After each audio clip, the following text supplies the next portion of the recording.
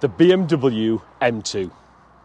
First came the OG, which we reviewed 3-4 weeks ago, and then that was shortly after, just 2 years, followed up by the M2 Comp. And this week I'm lucky enough to get one of those cars on the channel to do a comparator to see, could this be my next car? I welcome Fen, the owner, and myself for a review of the M2 Comp.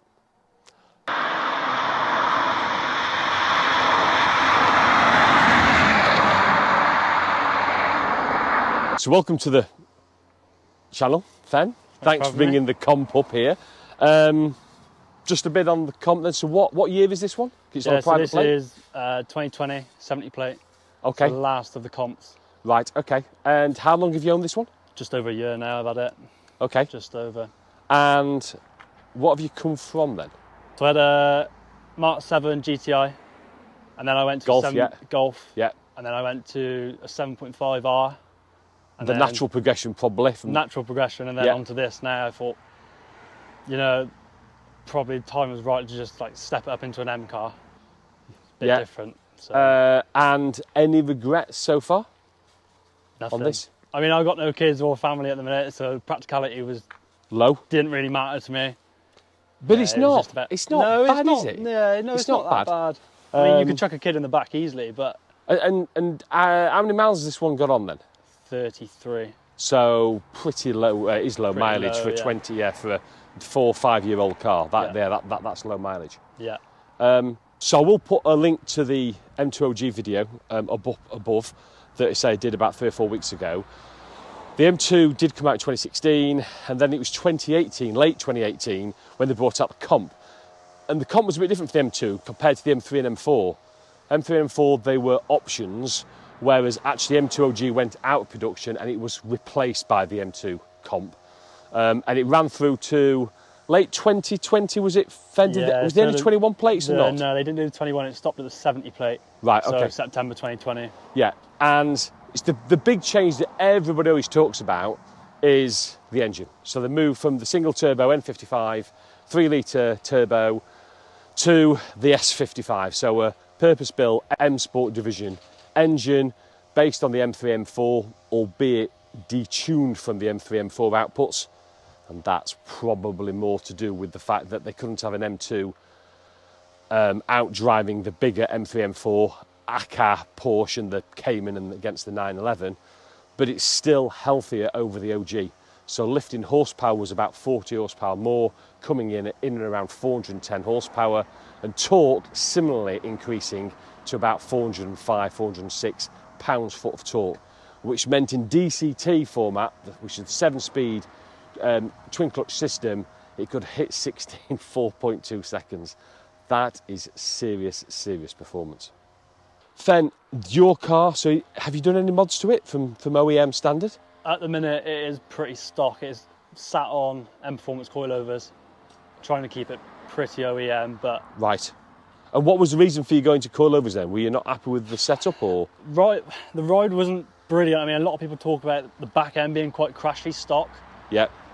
And I had both rear springs snap. Did you really? Yeah, it's a real common, like, I think it happens on most M2 Comps, to be honest. Okay, right, okay. So after that, I was like, yeah, I'm just going to put some coilovers on it. It does sit nice and low, and it looks it's not like too low, but I think it's perfect at the minute. Yeah. I mean, it's still easily drivable around, obviously, the roads around here. Yeah. But at the same time, it looks spot on, I think.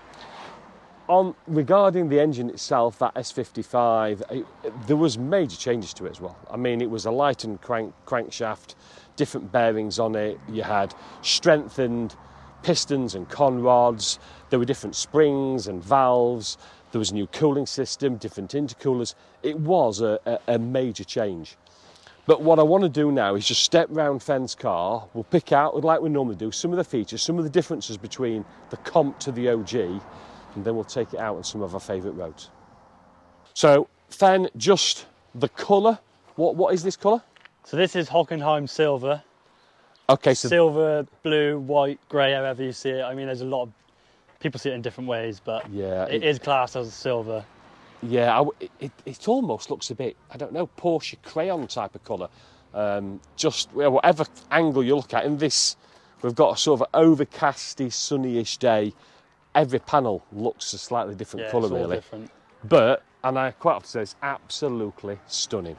What about options on this car then? What about, did this come with any packages or?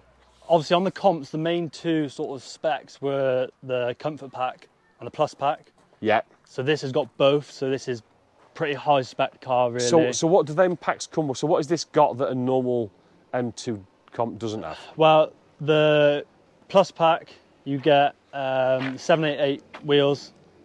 So these aren't standard comp wheels then? Well, I don't think so. I'm pretty sure it's just on the Plus Pack. Okay. So these are, I think 19-inch. They call them shadowed because they're obviously dark.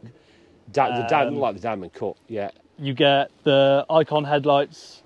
So what are Icon headlights? So these are like BMW specialty headlights, really. I suppose you can say. Oh. You just yeah. tweaked So them I've just turned the DRLs on. So they're completely adaptive. So if the car's coming towards you, you've got your full beam on. Your full beam just stays on. It just blocks out that car as it comes by. And it doesn't blind then? I don't know. I've never been on the opposite side of it, but yeah. I mean, it was when I first saw it. It was so weird because the full beams just completely stayed on, and just that car was blocked out. Does it? Are these expensive then? Is this an expensive option? I think you can pick them up second hand. I think they're a couple grand. I think. Are they really? Yeah. Wow. Yeah, wow. They're not cheap. And what else is in the pack then? So the alloys, the adaptive headlights, anything else? Yeah. So I'm not sure which pack it comes under, but obviously this has got the Comfort Pack. You get the Harman Kardon as well. Right. Okay. Got you. Which some people moan about, but I think, to be fair, it's quite decent. Yeah. Comfort Pack, you get heated seats, heated steering wheel. Yeah. Got you. Okay. And do you know what? People say heated steering wheels are a bit of a faff, really. We have got a heated steering wheel on the Range Rover, and in the winter months, absolutely love it. 20, 30 seconds on a freezing cold morning, and it's just lush. Definitely. So, I mean, it's only something little, but yeah, it's quite nice to have. Okay. So let's have a quick look round. So from the front of the car, just looking at differences to the OG. I did read that the kidney grills are slightly different. And are these bits different to the OG? I'm not 100% sure. I think these might flare off to the side a bit more. Where I'm not more kidney shaped. Yeah, I think they are more squared off on the OG. And obviously down in the air intakes, etc. Or carbon. MHC front splitter. Yeah, that's aftermarket. Yeah, that's aftermarket. That's from R44. Yeah. It looks so menacing, doesn't it, the front of the car? It really does.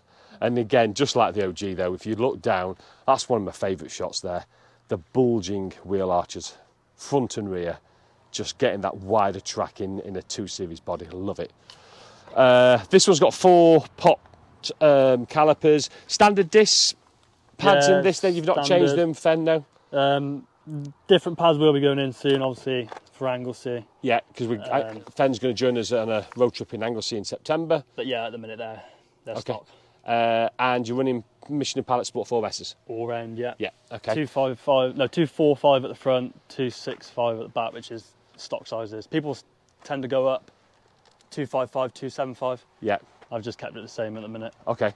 What's Fen, what's these plastic strips here on the wheel arches? So these are a bit of a funny one, really. So only the 70 plate comps have these.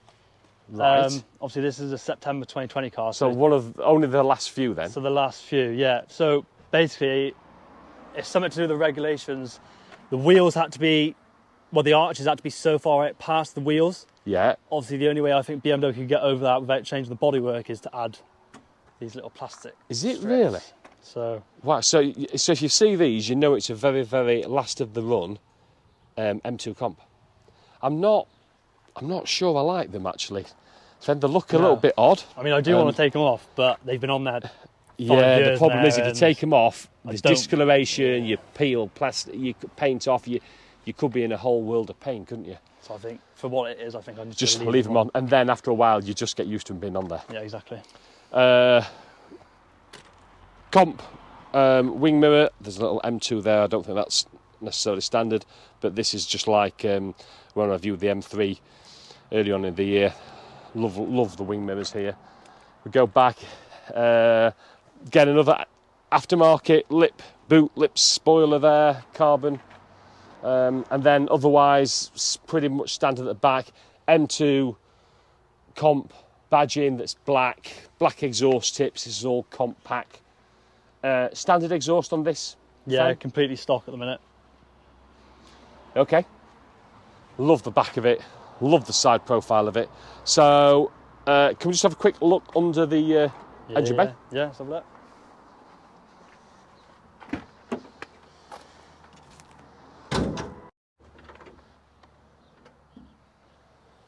So there's the S55 plant, and yeah, modern engines, you can't see an awful lot in there.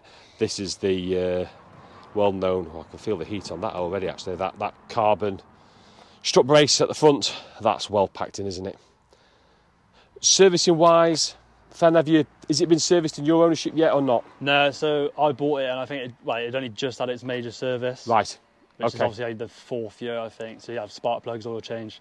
Have you Servicing on these is every 2 years, oil change. Is it? So Is that what you're going to keep to, or are you going to do it a little bit more yeah, regularly? I'm thinking I might chuck one in an oil change, obviously now. Yeah, That's just 12, 13 months. yeah. But as it stands, yeah, they say only every 24 months, 2 years. So. Yeah, I just always think that for a high performance car like this, It seems long, doesn't it? It does. And even if you just do a simple oil and filter change, Yeah. that's just keep that fresh oil in there. Yeah. And especially if we are, say, going to put this on the track as well in Yeah. September. Okay, there we go. That's it. Let's shut the bonnet, let's get in the car, and let's take it on some of our favourite B roads.